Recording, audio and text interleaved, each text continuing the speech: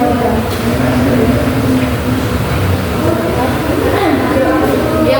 pemateri kedua,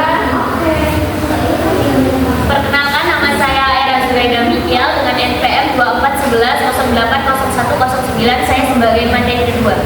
Perkenalkan, saya Sohba Ratun Nabila dengan NPM 2411080109 sebagai pemateri ketiga. Pada kesempatan ini saya akan membawakan tentang materi ijtihad sebagai sumber utama agama Islam. Ijtihad adalah salah satu sumber hukum dalam Islam yang sangat penting setelah Al-Quran dan Hadis. Yang berarti berusaha atau berjuang dengan sungguh-sungguh dalam konteks hukum Islam. Merujuk pada usaha yang sungguh-sungguh dari seseorang mujtahid adalah ahli hukum Islam untuk menggali dan menetapkan hukum syariah Islam. Dilanjut dengan Dalil seorang boleh melakukan ijtihad yaitu diceritakan pada suatu hari Mu'adz saat itu akan diutus oleh Rasulullah SAW ke sebuah kota yaitu Yaman. Sebelum itu Rasulullah bertanya kepada Mu'adz, apa yang akan kamu lakukan jika di kota Yaman nanti mendapatkan suatu permasalahan? Maka si Mu'adz ini menjawab, saya akan menyelesaikannya atau memecahkan masalah tersebut berdasarkan dengan kitab buku atau Al-Quran. Kemudian ditanya lagi oleh Rasulullah, bagaimana jika permasalahan tersebut jawabannya tidak ada dalam Al-Quran? Mu'adz menjawab lagi, maka saya akan menjawabnya dengan sunnah Rasulullah atau hadis. Kemudian Rasulullah bertanya lagi, bagaimana jika permasalahan tersebut belum ada di Al-Quran ataupun hadis? Kemudian Mu'adz menjawab dengan penuh percaya diri, saya akan menyelesaikan atau memecahkan masalahnya dengan cara berijtihad. Maka dari situ adalah alasan atau landasan bolehnya seseorang melakukan ijtihad terhadap suatu permasalahan yang belum ada dalam Al-Quran atau hadis. baiklah dilanjutkan dengan Era.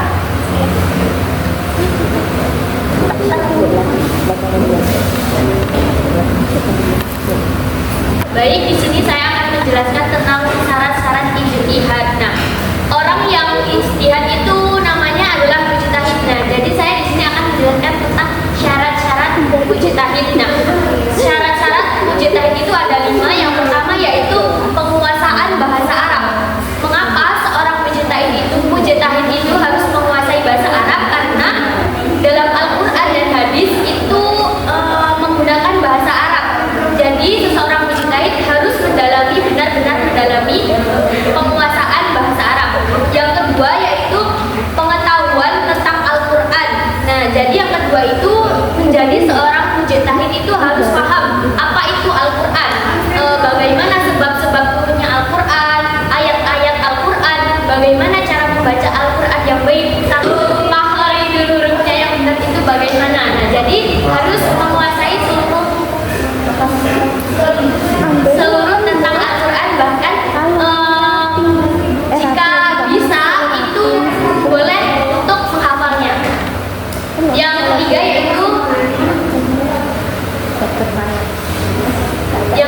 yaitu pengetahuan tentang hadis. Nah, seseorang mujtahid yaitu selain paham dengan Al-Quran juga harus paham dengan hadis. Bagaimana cara turunnya hadis, apa sebab-sebab munculnya hadis, terus seperti apa hadis itu, mengapa hadis itu diturunkan. Karena hadis itu adalah sumber hukum kedua setelah Al-Quran. Yang selanjutnya yaitu pengetahuan tentang ijma dan qiyas. Seorang mujtahid juga harus memahami tentang ijtihad, tentang ijma dan qiyas, karena jika seorang mujtahid akan menyelesaikan masalah supaya tidak menyimpang dengan hukum yang sudah ada. Yang terakhir yaitu memahami maqasid asy-syariah. Apa itu maqasid asy-syariah? Yaitu tujuan utama dari syariat Islam. Seperti yang pertama yaitu kita menjaga agama kita, menjaga keyakinan kita, menjaga jiwa kita, menjaga akal kita, supaya sesuai dengan prinsip-prinsip tersebut. Terima kasih. Baiklah dilanjutkan dengan saya. Tujuan utama ijtihad. Tujuan utama ijtihad itu ada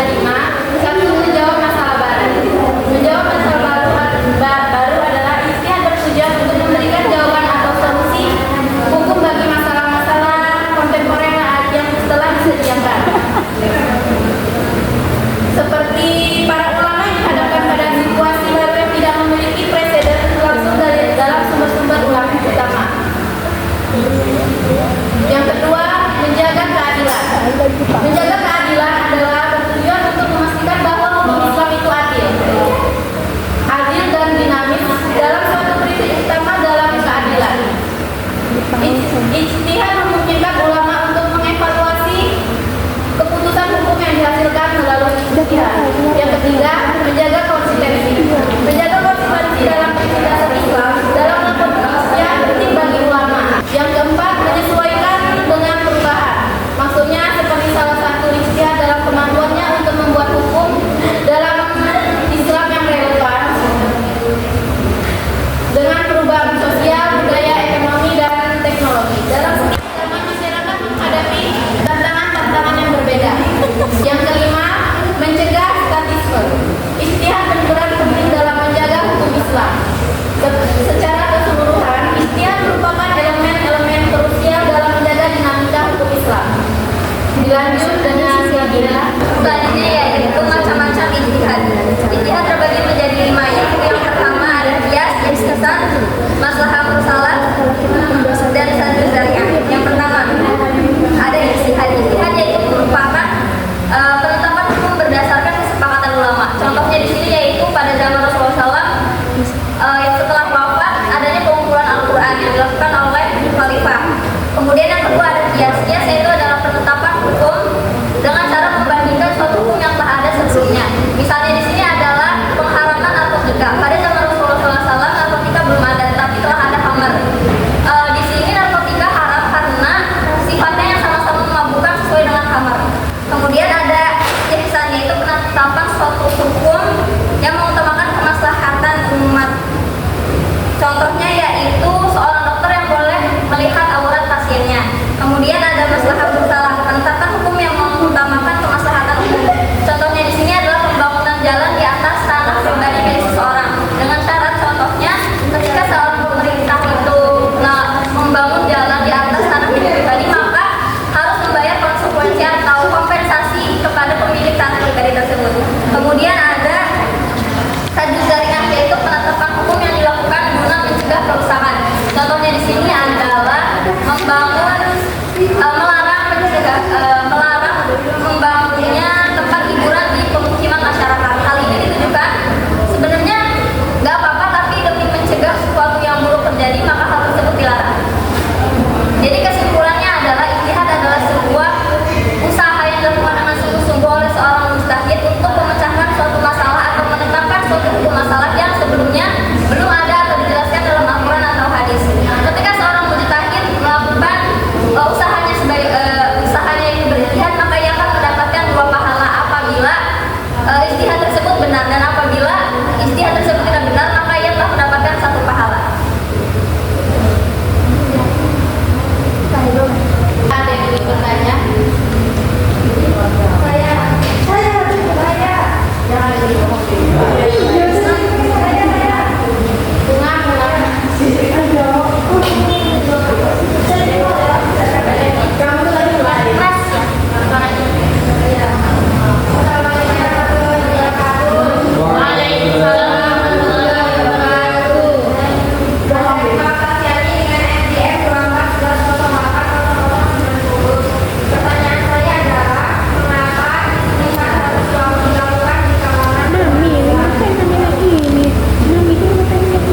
Mengapa ijtihad selalu dilakukan di kalangan umat Islam?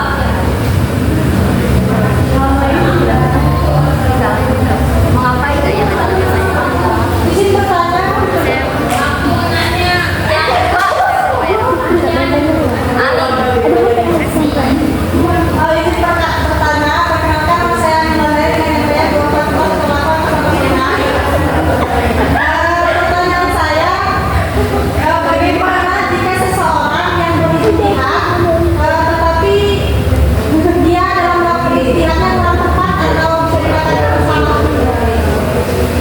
bagaimana jika seorang mujtahid menghasilkan ijtihad yang salah ijtihadnya?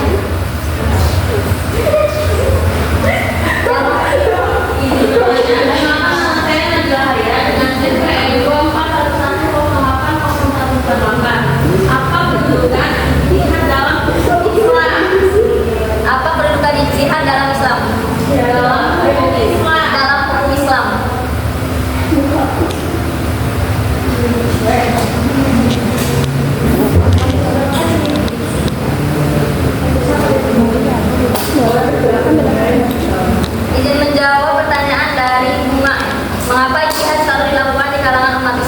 Ya karena emang ijtihad cuma ada di agama Islam, nggak mungkin di Kristen atau Konghucu ada ijtihad kan.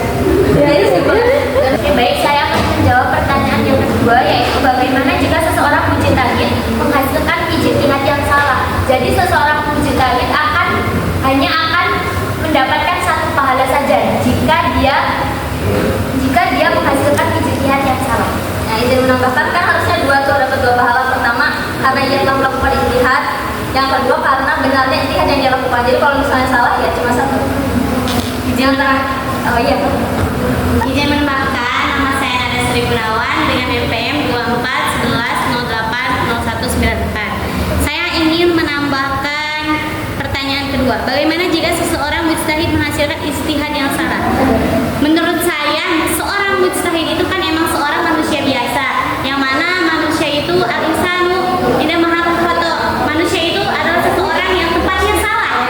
Tetapi di sini ketika dia akan menjadi seorang mujtahid, baik itu mujtahid yang muda, tua, bahkan yang sudah misalkan beliau sudah tingkatnya tinggi, pasti mereka itu pasti ada celah di mana dia itu akan salah. Tapi ketika dia ingin menjadi seorang mujtahid, pasti ada sebuah proses yang mana keilmuannya itu sudah tidak diragukan lagi. Yang tadi disebutkan oleh Elam, dia memahami Al-Quran, memahami Sunnah, memahami hadis-hadis yang telah ada di sejak zaman dulu yang dari Nabi Muhammad SAW. Jadi yang mana menurut aku harus diusahakan seorang mujtahid itu benar-benar dia itu udah memiliki ilmu yang sangat tinggi, paham tentang semua masalah-masalah yang ada di dunia ini, baik itu masalah dari zaman dahulu bahkan masalah yang mengikuti zaman ke modern ini. Yang mana emang ketika mujtahid salah ini, pertama pasti kan mujtahid nggak mungkin satu orang, pasti ada sebuah organisasi yang mana itu adalah gabungan dari semua mujtahid dari berbagai ilmu. Pasti mujtahid ada yang lebih paham ke agama Al-Qurannya, ada yang lebih paham kepada hadisnya. Nah, nanti di saat ada kesalahan seorang mujtahid misal memberikan suatu pendapat yang salah, nanti mujtahid yang lainnya akan membantu untuk beliau itu supaya benar, memecahkan masalahnya. Sebenarnya tadi sebenarnya itu yang dua disebutkan Nabi tadi, itu sebenarnya pahala di mata Allah kata aku, ya kan? Jadi bukan di kalangan masyarakat. Mungkin kayak gitu. Terima kasih. Wassalamualaikum warahmatullahi wabarakatuh.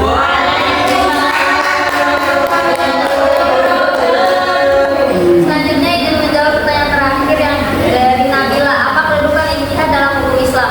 Kedudukan ijtihad dalam hukum Islam itu sebagai sumber ketiga dalam Islam. Yang pertama kan ada kitabullah atau Al-Quran, kedua ada hadis, ketiganya ijtihad. Kenapa di urutan ketiga? Karena kalau misalnya kita mendapatkan suatu masalah atau urusan yang berkaitan dengan syariat, maka sumber pertama yang akan kita buka adalah Al-Quran. Kalau di Al-Quran nggak ada, maka carinya ke sunatullah atau ke hadis. Kalau nggak ada, maka carinya ke ijtihad.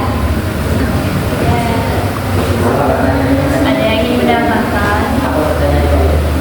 Apa ada yang ingin mendapatkan?